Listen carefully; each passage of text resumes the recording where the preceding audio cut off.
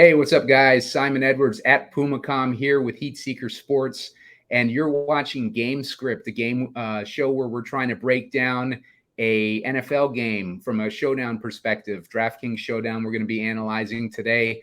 We're targeting the game, the Buffalo Bills versus the New York Jets. I'm joined today by Bob Gomes, a friend of mine, who is actually on a hot streak. Bob's been on fire in the MLB streets, and last night he did really well in NFL. Bob, why don't you tell us a little bit about yourself and tell us about the hit you had last night? Yeah, played DFS, MLB, NFL, little PGA.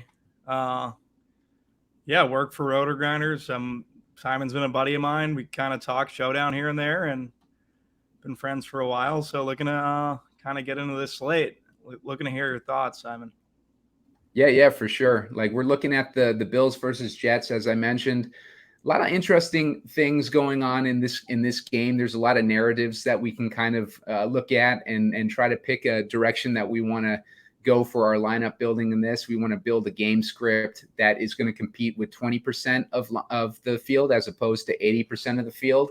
And I think there's a few ways that we can go in order to kind of achieve that. So let me call up the DraftKings screen share here.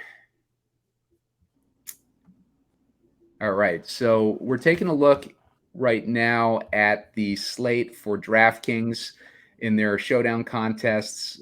Basically, the most expensive guy is always going to be Josh Allen in these Bills games. So we're looking at Josh Allen as the most expensive. Underneath him, we got Diggs, then we got Wilson, Aaron Rodgers.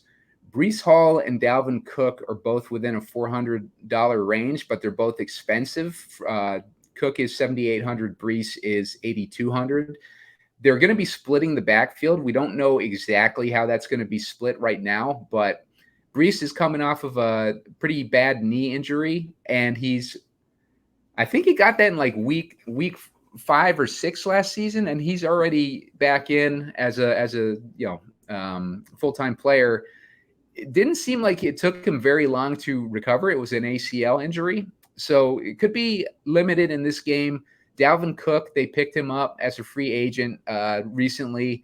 Dalvin Cook also had, I believe, some kind of a shoulder injury or shoulder surgery, so he's banged up too. So both those guys are banged up, but Dalvin Cook, we've heard, won't be limited in this game. James Cook, he is the most expensive running back on the Bills, and he is right under Diggs pretty much. Like, not right under Diggs, but he's the next most expensive guy under Diggs. He's at $8K. We also got Gabe Davis, who falls in that $7 to $8K range.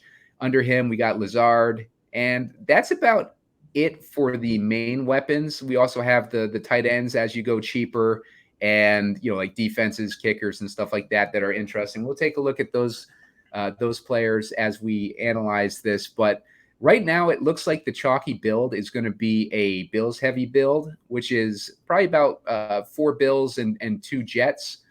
I've tried doing that. I'm not really happy with that direction. Like, I think in order for us to compete with a smaller portion of the field, we're going to want to go Jets heavy. And I actually like that angle because I think the Jets can actually take this game. I think that we're looking at Aaron Rodgers making his debut in New York.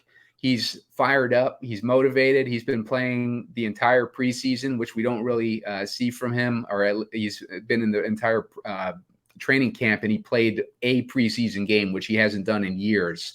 So you can tell he's motivated. He's fired up. He's getting ready with his new team, building a chemistry with those weapons. He gets to get the last year Rookie of the Year, Garrett Wilson, as his primary weapon, and Wilson has showed a ton of flash. He had over 1,000 yards last season. Big difference over what Aaron Rodgers was working with for the majority of last season. He had Christian Watson towards the end of the season, and him and Watson lit it up once Watson kind of found his groove. And then Rodgers hurt his thumb at some point in the season last year, and he had like a toe injury at some point. So he's dealing with all sorts of injuries, which kind of slowed him down. Kind of added to a narrative that Rodgers might be washed and old. And we're talking about a guy that had just come off of back-to-back MVP seasons. I don't think he's going to lose his entire his entire juice after one season. But here we are with him on the Jets now. He's got weapons again. He's probably on the best team that he's been on in years. They have obviously a stud defense. They got Sauce Gardner as their primary DB, and they're just an absolutely dominant defense. And they're playing against the Bills. The Bills are coming in with their usual hype that they come in every season with. Last season was not a down season for the Bills in general, but they disappointed in the playoffs. They were kind of an early elimination in the playoffs, losing to the Bengals. Josh Allen never seems to live up to those lofty expectations. And I think there might be a mental block with Josh Allen with some of these big games. And I think that this is going to be a pretty big game, especially for Josh Allen. He's playing against one of his players that he watched play growing up, and he's playing in New York City. It's September 11th. You got all sorts of like big narratives going on with this game. Bob, what do you think about some of these narratives, and what do you think about the setup of this game? Yeah, so I'm thinking 4-2, more like you are, and definitely favoring the Jets. You talked about Rodgers' price prior to us coming on here. $6K in the flex, like that's super cheap. So I'm interested to see kind of where that goes. Like, I'm definitely going to – yeah. Oh, it's $9K in the flex? Sorry. He's 9,800, but that's cheap for a quarterback for sure. 9,800 is cheap for a quarterback. So yeah, either way, like I really like this spot for Rodgers. For me, Garrett Wilson's probably my favorite player on the slate. I can envision him seeing like that Devontae Adams like workload with Rodgers as his quarterback. So he's going to be someone I'm going to take a pretty significant stand on from a captain perspective. Allen, I think, is very solid. I will be over the field on Allen as a captain just because of when I target my captains, I'm usually focused on usage, right? And who gets more usage than Josh Allen. So for that, I have interest there. The one I'm a little down on is Diggs. He's getting Sauce Gardner matchup. I don't think that really matters for a professional receiver like Diggs, but even if it slows him a little, I just think Garrett at lower ownership in the captain spot kind of makes more sense. Just because I think his ceiling's just as comparable and the ownership's probably going to be a little less. And then the running back position that you hit on with Breece, not like, I don't know. The market's down on Breece, I feel like, off the injury. I don't know what his workload's going to be, but he's someone that I am considering as captain because I don't have to play much of him as captains get over on him. And I also think that his ceiling is pretty tremendous. So I'm interested in, I condense my captains, so maybe I'll just play a few, but Breece Hall is someone I'm considering, unless we get word like prior to lock that he's not seeing there's like a playing time, like his playing time's capped or whatever. Yeah. No, I think that's a good point. Like a lot of times with these games, when there's a lot of uncertainty, that's the type of stuff that we can capitalize on. And Breece Hall right now, that running back situation in New York, if you can guess that right, then you could win a lot of money tonight. I think that it could go either way between Hall and Cook getting the majority of the work. And, Breece he's coming off that ACL, but he's a young player. He's in his second year, and younger players tend to recover a little faster from injuries like this. So yeah, it's definitely a direction that we could try out.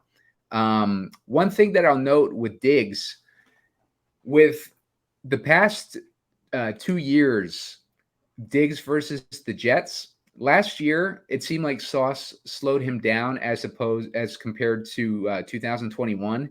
In the 2 games versus the Jets last year, Diggs had five catches for 93 yards and no touchdowns, and then 3 catches for 37 yards and no touchdowns. So that was significantly down from 2021, where he had 9 receptions for 81 yards and 1 touchdown, and then 8 receptions for 162 yards and 1 touchdown.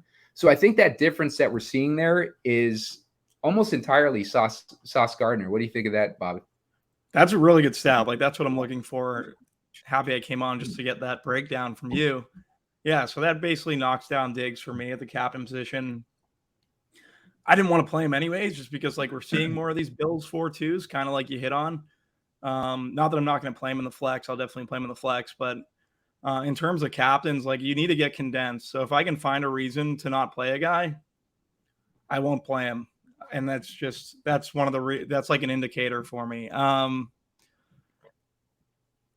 Yeah, I feel like getting to a guy like Allen or getting to Breece Hall is probably a little out there, but if you embrace the variance, like we don't know what the situation is going to be. I'd rather be on the side that, like, if I'm playing him in a certain exposure, rather to just go with the field and not play him or not play him as a captain, just get over on him and see what happens, right?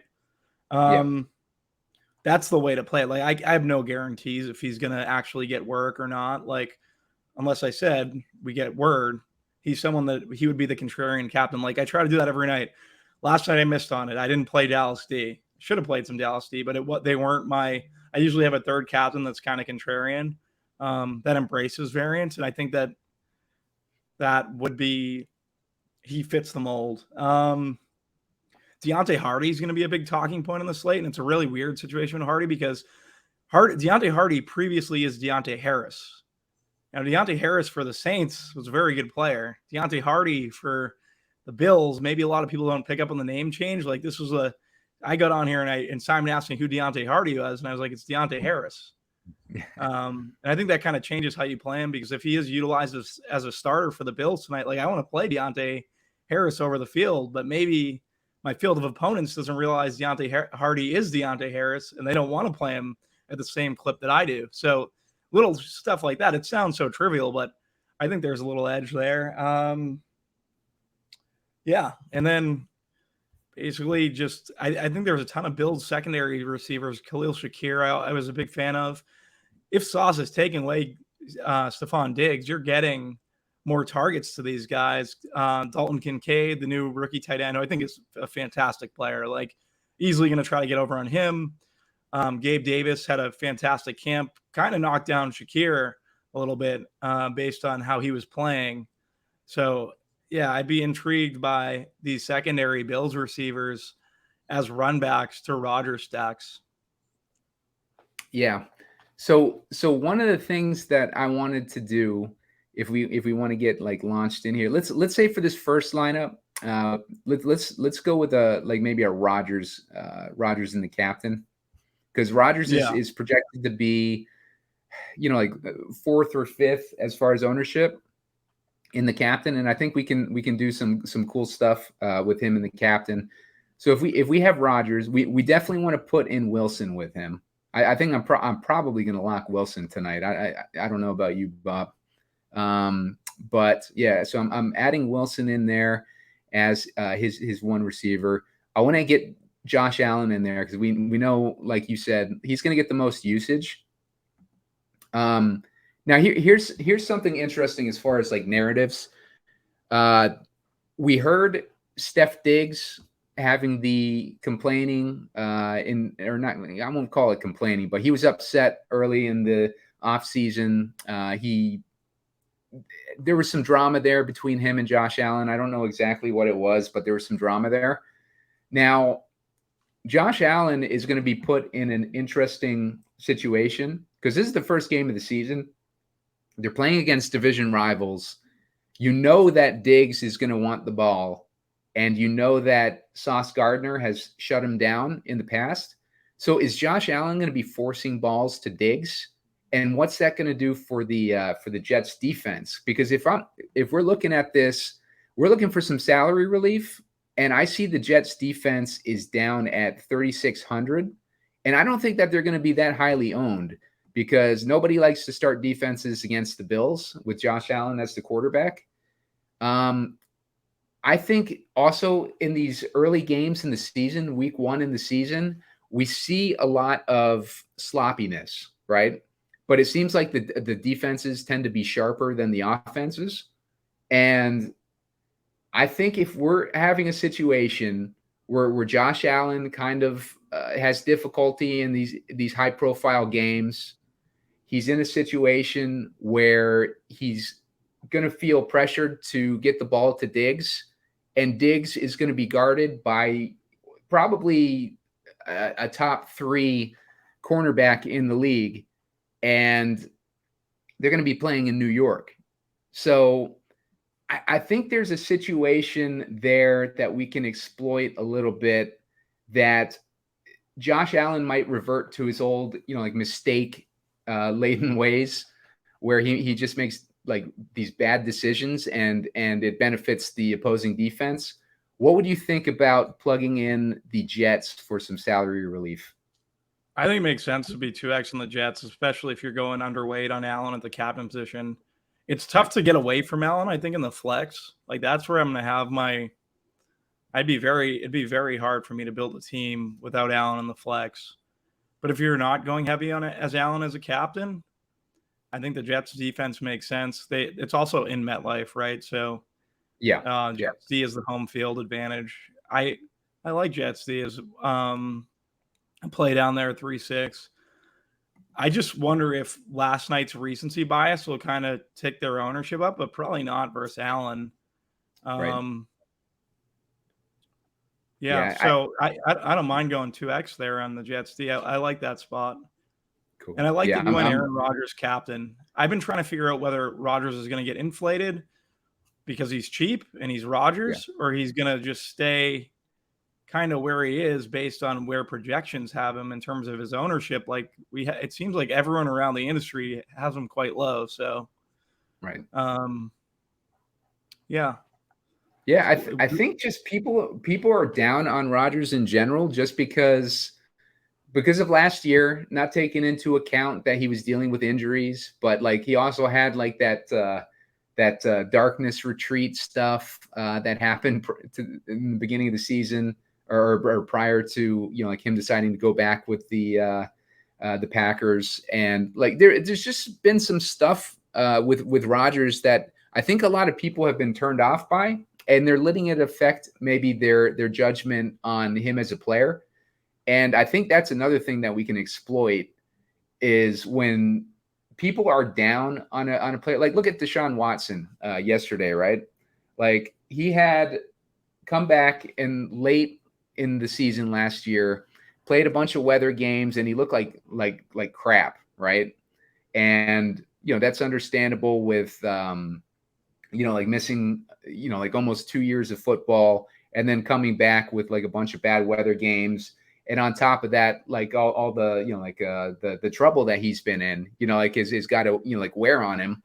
On top of that, so you can't expect him to come right back into a game like this and be at his peak like he was back in the day.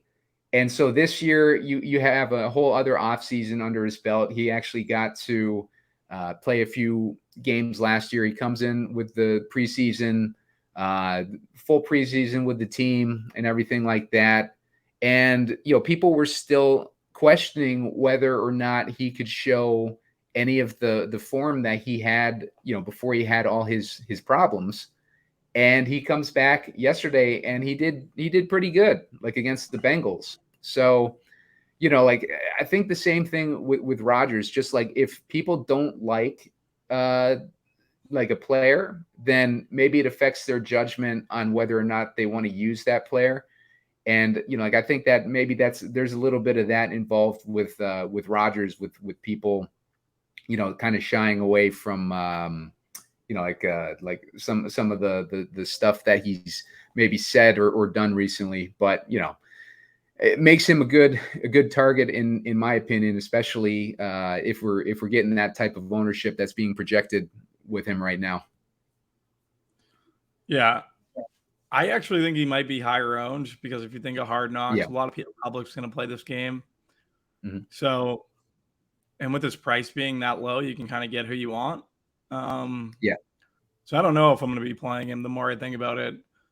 Wilson is Wilson I'm taking a significantly overweight stance on. Like on all my teams. I don't see a reason not to. Yeah, for sure. I just think that with like people trying to jam in those bills, I think maybe they shy away from Rodgers a little bit. But you could be right. You could end up coming in with higher ownership than maybe I'm projecting for him, at least, or at least I'm seeing projected for him. But if we go with this build, if we continue with this build, so we've got Rodgers to Wilson. We're going to want to put another Jets pass catcher in there. We got the Jets to kind of prevent Diggs from showing up as a top scorer here. Which direction do you think we would want to go next? We want to pair Rodgers with a second pass catcher, but our considerations right now are Alan Lazard, and let's see, who else do we have down here? We got the tight ends. We got Conklin and Uzoma, and then we also have who was the other guy? Randall Cobb, obviously. So out of those dudes, which direction would you probably lean with a second receiver in a build like this? Yeah, so we have Hardman too. I wouldn't play Hardman and Cobb together. Hardman. I think they negatively correlate. Yeah. I think Cobb's the third receiver and Hardman's the fourth. Uzoma and Conklin, I would probably make a rule around too. I wouldn't play two of those guys in the same build. Yeah. I think Uzoma at his price at 800, I like that for Uzoma. But it seems like Conklin is going to be the pass catching tight end, and where Uzoma is going to be the blocking tight end.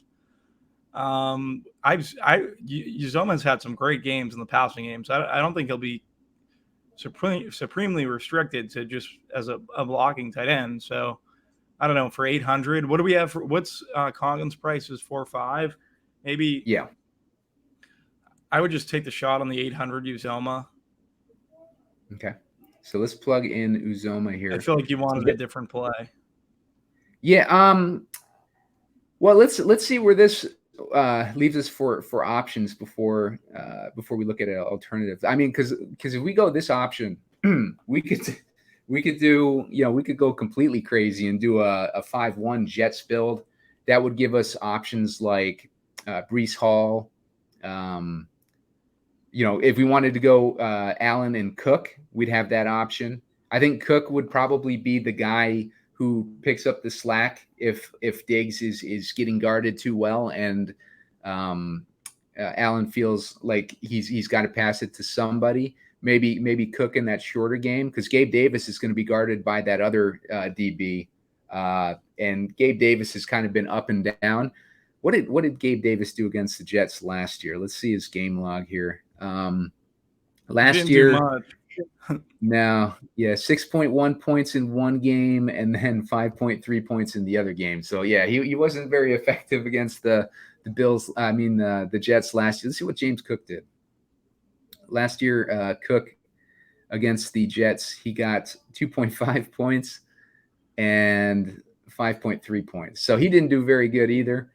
But if we wanted to go a direction where, maybe we added one more Bills guy in here, which guy would you lean towards, Bob, if you're looking at this matchup? So let's take Uzoma out of there because I don't want to play Uzoma. Let's use Hardy. I think Hardy's the one kind of talked about at the top of the show. So use Hardy. Okay. And then let's try to figure out which one of these pass catchers, because if you're playing Rodgers and the captain, you want two pass catchers with him. Yeah, I think that's pretty much understood. I would try Lazard just because of the familiarity. Remember, you don't have to set salary either, so 3,300 remaining is fine, I would imagine. Right. Yeah, I think that it leaves us a ton of options when we have Hardy in this build. It just leaves the entire board except for Diggs open for us if we want to take it. Like we could in that situation when you're left with like 3,000 extra in salary too, you could play around with taking the Jets out and maybe putting in the kicker. You have a bunch of options there. Like you could get Conklin in there, guys like that. So I mean, if you take the Jets out and when you have Hardy in the build, you got a ton of options there. So, Bob, let's clear this out. let's do a build with your direction. Do you want to try building one with Wilson in the captain, or do you want to try building one with one of those Jets running backs in the captain? Let's go Wilson. Wilson, okay. Yeah. Let's see. All right, so if we're putting Wilson in the captain, do you want to pair him with Rodgers, or do you think we run him naked? I think you definitely pair him. I would pair him. And we want Allen, I'm assuming. Yep. So, okay, so if we get Allen in there, that leaves us with 4,400 left per position.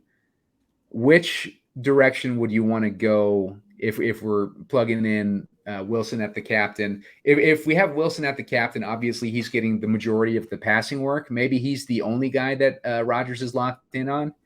Do we want to go maybe try one of these running backs to add in a situation like that? Because I know a lot of times when Rodgers does well, or at least does well enough to get into a optimal lineup on Showdown, a lot of time he's going to support not only a top scoring wide receiver, but also a running back as well. So in that scenario, would you want to go with either a Breece Hall or a Dalvin Cook? Let's go Dalvin for right now, just because we know he's for sure a full go. Okay. So if we add Dalvin in there, that gives us 2,700 per guy that we have left. And I'm assuming you probably want to add in Hardy in this one too? Yeah, I like Hardy there. Okay. So yeah, so if you add Hardy in, if you do a build like this, we still got our 3 Jets in there, and that leaves us with 5,200 in salary. So maybe if we're looking at this, this opens up guys like Conklin and guys like that. Like Conklin in a build like this, where Wilson would put up a score high enough to be the captain, and we don't want a whole bunch of target competition. Like Conklin's the type of guy that could be, getting, maybe that odd touchdown or something, and maybe he's targeted underneath a bunch of times, and maybe he's just racking up actual like targets and that's the guy I want, Conklin. Yeah. So if we put Conklin in a build like that, we'd left with 400 still, and I feel like that's a pretty solid build. So I mean, you can see what a $200 Hardy opens up in just this lineup building process. It adds a ton of options. So we know for a fact Hardy is starting. He's the third receiver for this team. I think it's still in the air, but I believe on the depth chart that was put out, it looked like Hardy. Yeah, but who puts out this depth chart? Is it an assistant, or is this a head coach? That's what I'd be. That's the question. So a lot of the times it's just one of the assistants putting together the, you know what I mean? Yeah. The player. Yeah. Let's look at if we look at let's see, if we look at our lads. Team assistants is what I'm talking about. Just not even people that actually. Yep. Yeah. No. I'm with you. Not even an offensive coordinator. We're talking about Yeah. That's the thing. That's the big question, and that's going to be the news that we're going to want to keep an eye out for today, is to get some sort of a confirmation that Hardy is the actual wide receiver 3. If you look at, I'm looking at our lads, which has depth charts. They've got him as the starting slot receiver with Khalil Shakir behind him.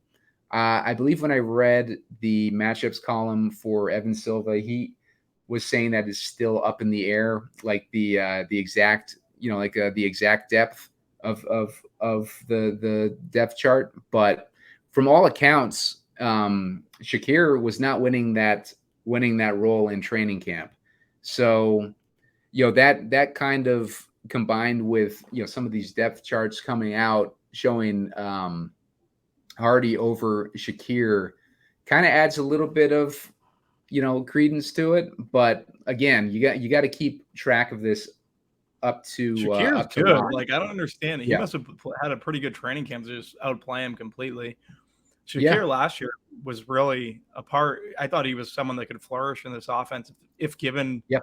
some time to expand his role. So, yeah, if I Hardy's I able to felt the come same in and way. beat him, yeah. Yeah, I felt the same way, and I was drafting a bunch of Shakir in the best ball tournaments too, and then all of a sudden, I think probably the last month or so, like of the preseason, I started seeing those blurbs that Shakir isn't up to par in training camp and stuff like that, and he might lose out on that that starting position. And I was shocked, to be honest with you. I was shocked to hear that, and I thought it was I thought it was bullshit, to be honest with you. And then Like, like I'm hearing this news, like no, I won't call it like news, but like I'm seeing these depth charts now and seeing that like he's been passed on those depth charts. So it's very interesting situation, and one that you're going to want to monitor throughout the day. Check out the beat writers, for the Bills. Maybe we'll get some kind of confirmation from them. Yeah, Bob, why don't you talk about that situation a little bit? Let me check out and see if we get another update. yeah, so there's three receivers that I think are interesting. Like Hardy's in that slot too, Shakir, and then Trent Sherfield. If he's not a scratch and he's playing like in larger field stuff, I definitely have him in my player pool. If he hits my stuff, he hits my stuff. But I also think he's a pretty good player as well. Interesting, Conklin and Uzoma, like that. I would definitely group them away from each other. I'm not big in like really going against negative correlated situations, but usually negative correlated situations that have more usage. Remember a couple of years ago, I think it was Kenyon Drake and Kyler Murray. People didn't want to play together. Like if a negative correlation hits, it can break the slate, and that's what it pretty much did on a Thursday or Monday night showdown slate for Ricky D. I think he won $1 million just off that whole. I just feel like people just didn't want to play that. Like that was the narrative around the industry, and he played it, and it really worked in his favor. But with these low usage guys, I think you can definitely kind of get away from it. Yeah, I don't like Tyler Bass is someone I'm going to have a good bit of. I like kickers, especially early in season. So he's someone I'm going to get over on. Greg the Leg, Zerline. Yeah, I think kickers are very much in play tonight, along with the Jets D. I don't know if I'm playing the Bills D, but there could be credence to playing the Bills D just because you're basically taking a new quarterback, a new system, like pretty much a new offense.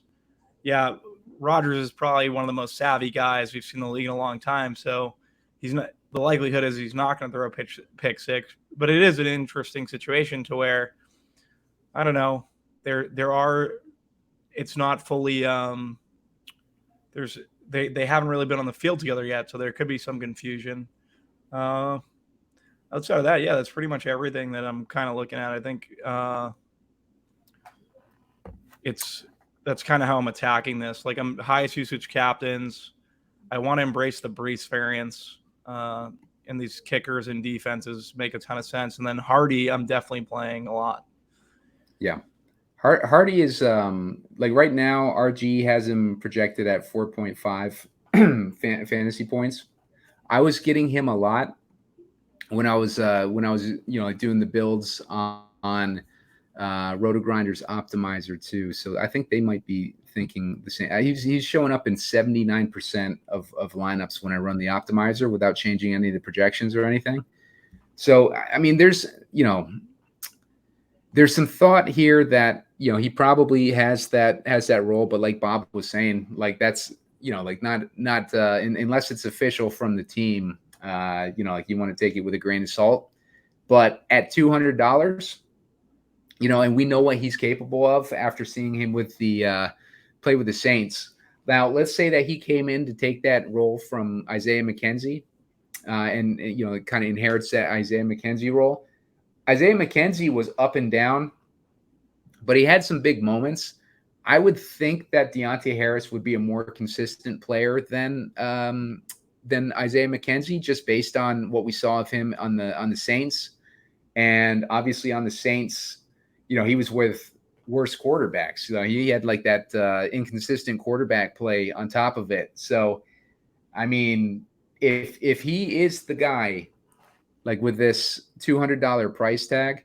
You know, like when I first jumped on here with Bob, and I told him, who the hell is this Deontay Hardy guy? I was I was scoffing about it, but then he told me it was Deontay Harris, and I was like, it changed my whole opinion of him. I was going to be, you know, completely fading him, but you know, now that I know that it's Deontay Harris, you know, that really, you know, like changed the my whole opinion of $200 Deontay Hardy. I was like, I was just shocked when I heard this guy that I'd never heard of was taking this role from Khalil Shakir according to depth charts, and it didn't make any sense. But then, you know, like when I found out who it really is, I was like, oh, okay, yeah, that makes total sense.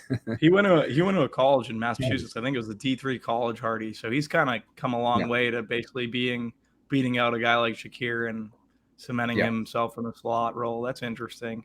I like Hardy. I think he's a really good play. Ton of speed, right? Like I think he's running like a 4.240. Like he's a guy you want to play in these type of formats.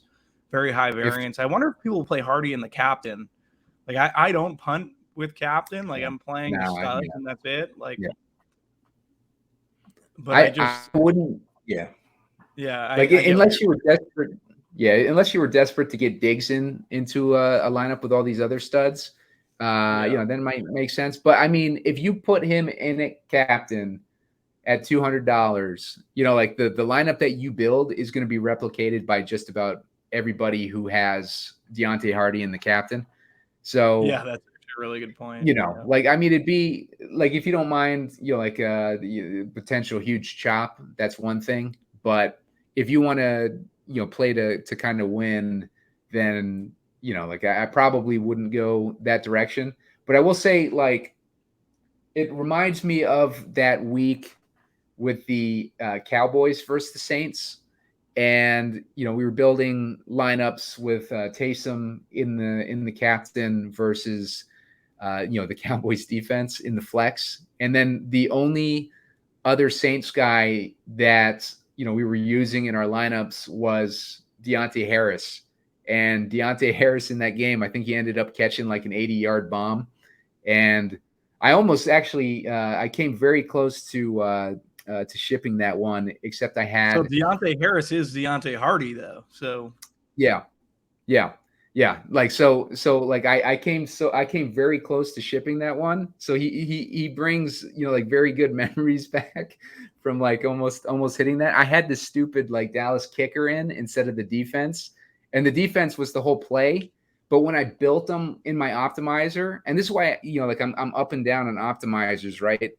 There's certain rules that, you know, like at least at that time, you know, there was like a built-in rule in the optimizer that, you know, it wouldn't put a defense against my, you know, like my offensive captain for whatever reason. So when I built those lineups, I was assuming that I had, you know, like a bunch of lineups with the defense in that lineup with the Taysom captain, and end up having nothing. And I was like, you got to be kidding me, dude. Like, but you know, that was not here or there. Like, this is a new slate, but yeah, Deontay Harris brings back some good memories. I think he's got a bunch of potential if he's got that starting role. Yeah, I don't hate that call at all. I could play. I usually do not punt at captain. I can assure you that. But when it's a guy that has like 4.2 speed or 4.3 speed, and he's $200, like if he catches one and then he catches like a little slant out for another, it's never the worst play. I can tell you that much. And you don't have to get over, like, he's not going to be owned a captain. Like, you play 5 teams of him, you know? Yeah. You don't have to get crazy. I play 150, but just in general, I like if I was playing 20, maybe throw 1 or 2 teams. Like, that's it. My predominant, I'm really taking strong stands with studs at the captain position any chance I get.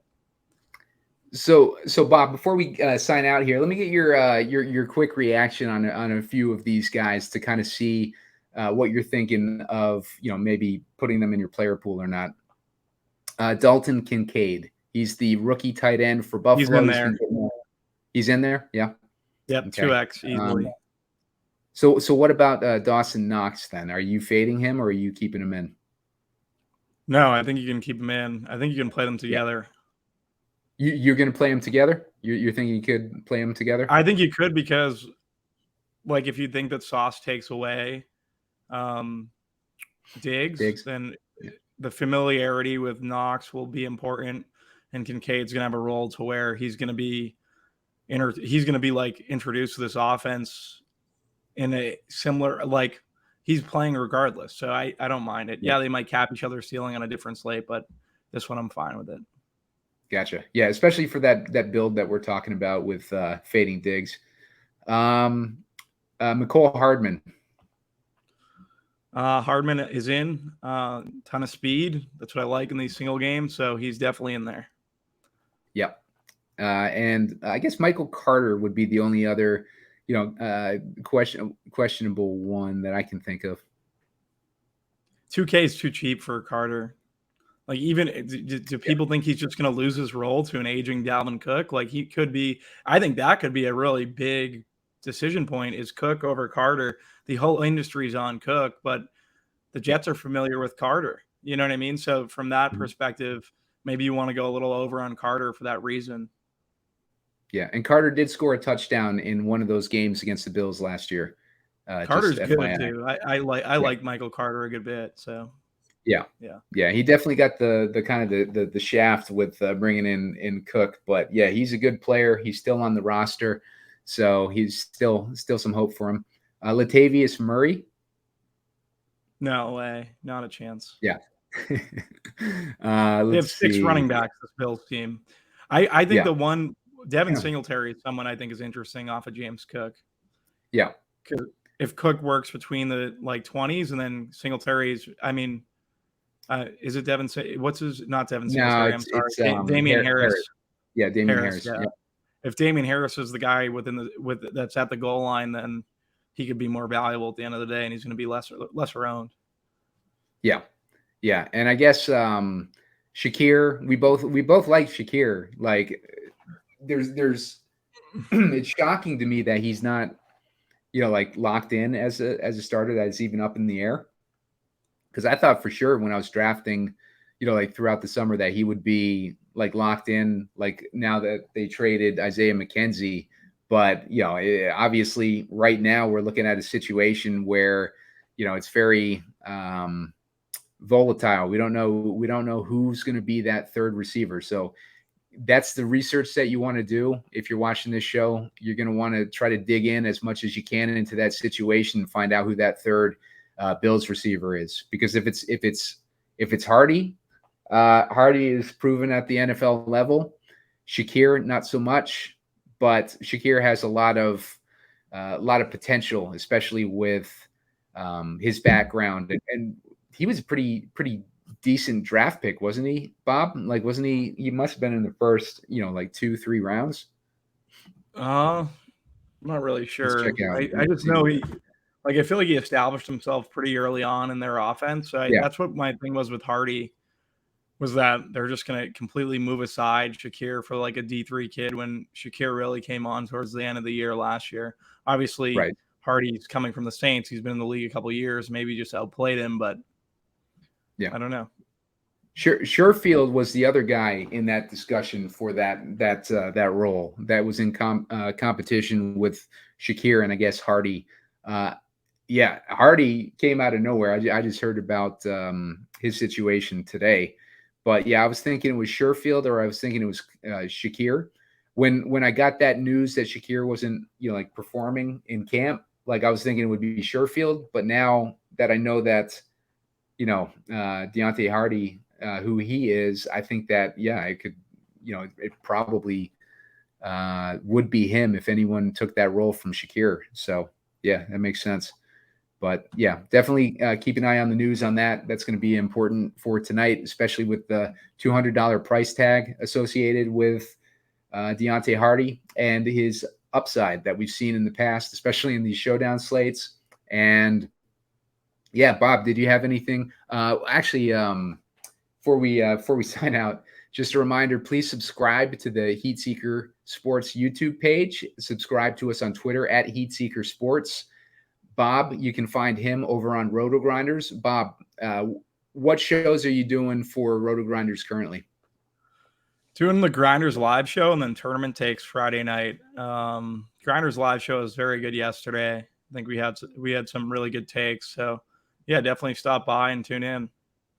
Yeah, and I will say with Bob, like I used to watch the tournament takes show, like when he was on it.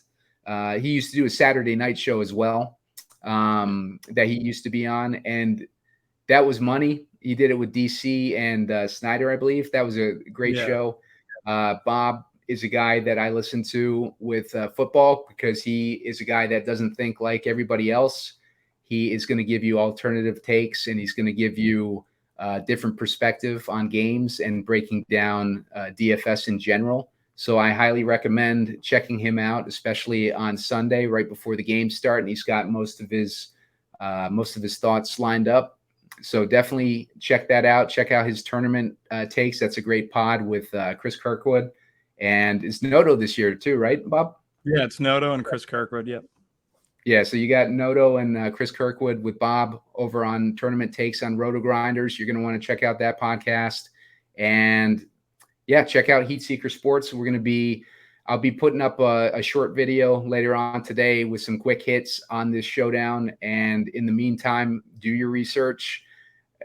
Use these game scripts however you want. Like maybe it'll give you an idea to build your own lineups in a different angle that you can take on them. Don't feel pressured to go Bills heavy just because the optimizers are telling you to. Get off that path if you want to be different. And good luck. We'll see you next time.